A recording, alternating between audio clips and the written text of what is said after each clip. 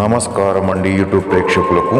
భేతాళ మంత్రం శత్రునాశనం కేవలం 48 గంటల్లో శత్రువు యొక్క మరణాన్ని చూడొచ్చు మనం.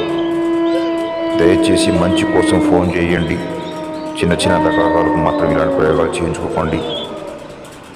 అయితే ఈ యొక్క భేతాళ మంత్రం ఎందుకు చేస్తారంటే మన శత్రువులు మన మీద, మన పిల్లల మీద, అలాగే మన వ్యాపారం మీద దెబ్బతీయడానికి ఎన్నో చెడు ప్రయోగాలు చేసి మన నాశనానికి కోరుకుంటారు, మనం ఇబ్బంది పెడుతుంటారు.